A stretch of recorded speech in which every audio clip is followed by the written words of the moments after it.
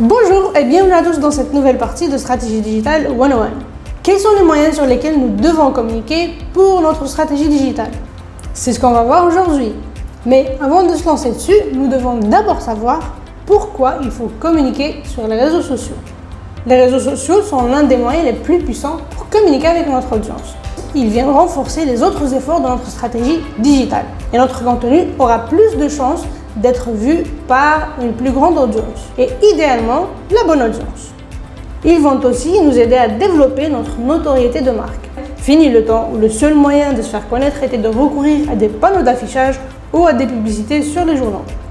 Maintenant, nous avons la possibilité d'apporter notre contenu directement à nos prospects, nos clients ou nos partenaires. On est déjà présent là où ils sont. D'après une étude faite par Sprout Social, lorsque les consommateurs suivent une marque sur les réseaux sociaux, 67% d'entre eux sont susceptibles de dépenser davantage pour cette marque et 78% disent qu'ils vont visiter leur magasin ou leur siège. Sur les réseaux sociaux, il est plus facile de maintenir une conversation directe avec nos prospects. Nous pourrons ainsi les approcher au moment et à l'endroit qui les arrange le plus, ce qui nous permettra d'attirer plus d'acheteurs sur nos produits et services. Lorsqu'il s'agit de choisir la bonne plateforme pour notre stratégie digitale, plusieurs plateformes existent. Maintenant, pour choisir le meilleur canal qui convient à notre stratégie digitale, il est nécessaire de prendre en considération nos buyer personas et les objectifs de notre stratégie. Nous allons voir à présent les principes de base et les avantages de chaque plateforme. Commençons par le géant Facebook.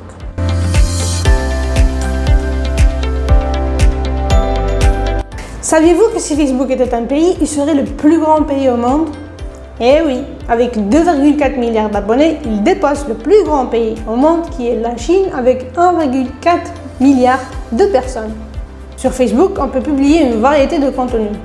Cela peut être des publications sous forme de texte, de vidéos, de photos, des carousels, etc.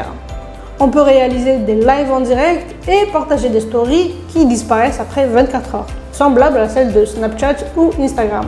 Des millions d'entreprises utilisent des pages professionnelles de Facebook afin de partager leurs nouvelles, les événements et parler de leurs produits et services. Ils les utilisent aussi comme un moyen de communication avec leurs clients, en les contactant de façon directe. L'une des raisons les plus importantes pour s'intéresser à Facebook est les Facebook Ads. La publicité sur Facebook nous permet d'hyper-cibler l'audience qui nous intéresse le plus, y compris nos prospects, afin que nous puissions partager un contenu ciblé à valeur ajoutée. Les groupes Facebook sont aussi une bonne raison de s'intéresser à Facebook. Ils nous permettent de créer des communautés sur lesquelles on peut atteindre des fans qu'une simple publication ne peut faire.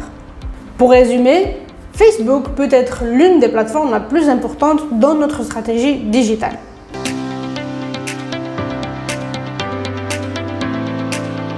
Avec plus de 2 milliards d'utilisateurs, YouTube est le deuxième plus grand réseau social. Effet intéressant, c'est aussi le deuxième plus grand moteur de recherche, après Google bien sûr. Plus de 500 vidéos sont téléchargées sur YouTube chaque minute et plus de 5 milliards de vidéos sont regardées chaque jour sur YouTube. Incroyable, hein? YouTube nous offre une variété de possibilités intéressantes.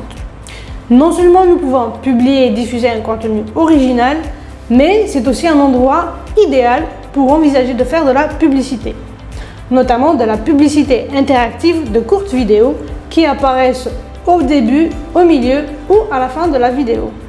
Et comme c'est le deuxième moteur de recherche après Google, il est très utile pour notre référencement SEO. Passons maintenant à Instagram.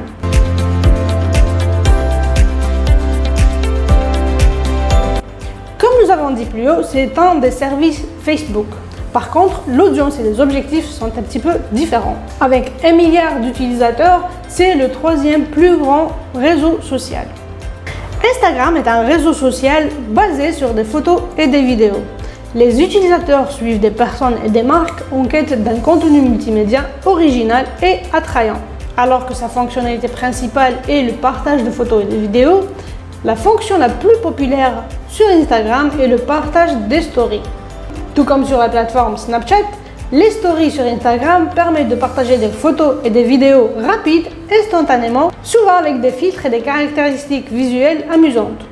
Les stories disparaissent après 24 heures, mais restent archivées pour être visionnées ou repostées à nouveau. Plus de 500 millions de stories sont partagées chaque jour sur Instagram. Et un tiers des plus regardées sont des stories d'entreprise. Avoir un compte Instagram est très important, car l'engagement sur Instagram est très élevé. Plus de 90% des utilisateurs sur Instagram suivent une marque. Et 23% des images sur Instagram ont plus d'engagement que celles de Facebook. Ce qui signifie que la publicité sur Instagram peut être plus fructueuse pour l'entreprise. LinkedIn.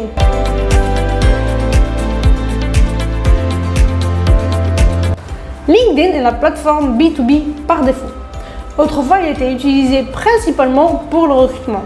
Maintenant, c'est l'un des réseaux les plus intéressants pour retrouver les dernières nouvelles et trouver des contacts du monde entier. Désormais, les utilisateurs peuvent partager des statuts tels que Facebook avec des photos, des vidéos qui peuvent être commentées, aimées et partagées. Il y a plusieurs raisons d'utiliser LinkedIn. C'est un excellent moyen de rechercher des personnes et des profils de différents domaines que nous pouvons rencontrer et avec lesquels nous pouvons travailler. Il nous permet aussi d'en savoir plus sur des prospects que nous souhaitons contacter. En outre, c'est un endroit idéal pour développer son réseau et son leadership.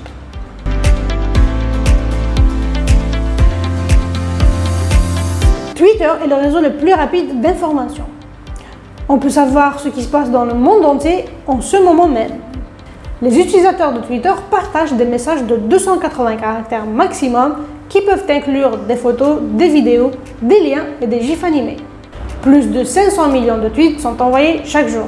Twitter est idéal pour découvrir les tendances de notre secteur, de nos employés, de nos clients, de nos prospects et même de nos partenaires.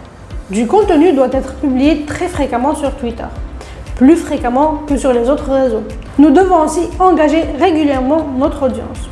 Twitter est aussi un endroit où les gens expriment leur mécontentement ou leur satisfaction d'un produit ou service, ce qui fait de lui un canal à ne pas négliger.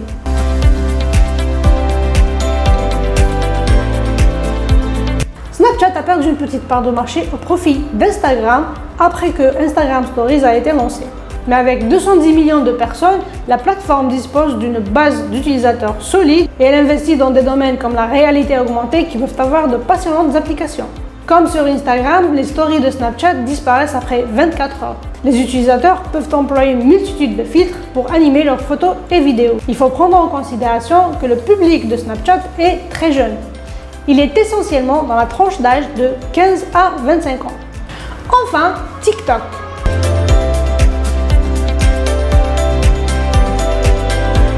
TikTok est l'application la plus téléchargée en 2020. Elle compte actuellement plus de 400 millions d'utilisateurs avec un nombre qui ne cesse d'augmenter. TikTok propose des vidéos de 15 secondes qui peuvent être enchaînées pour permettre un visionnage allant jusqu'à 60 secondes. TikTok est un réseau rapide. Dès que nous nous connectons, une vidéo s'affiche sur notre fil d'actualité, sélectionnée de façon algorithmique en fonction de nos centres d'intérêt. Si on aime la vidéo qu'on regarde, on peut suivre, commenter et aimer le contenu directement à partir de la publication de la vidéo.